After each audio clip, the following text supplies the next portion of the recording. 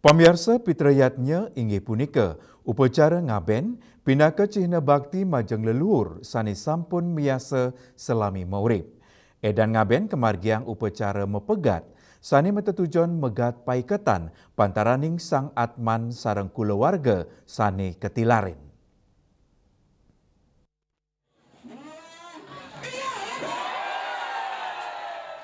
Upacara ngaben pinaka upacara suci makar layon majeng umat Hindu ring Bali pinaka cina bakti keluarga majeng sang palatra sane matutujon nyuciang roh leluhur termangda digelis mawali ring panca mahabuta ngaben taler cina pengabdian keluarga sajeroning wantu sang atma antuk ngelepas paikatana ring mercapada anutin ajan agama Hindu ne pitrayatnya sekadi ngaben kaedin antuk ngemargiang upacara mepegat sajeroning megat paikatan pantaraning sang atma sareng keluarga sani ketilarin mangdane sida mangge bagia terkeluarga sida ngelanturang keuripan sayan becik.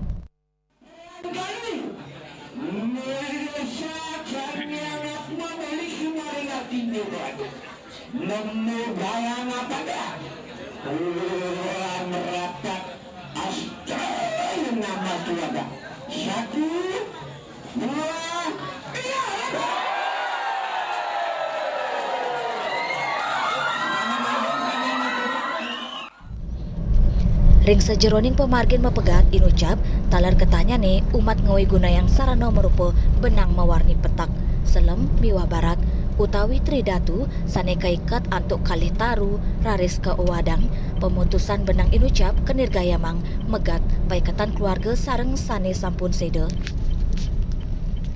Ari Wiratmaja, Bali TV.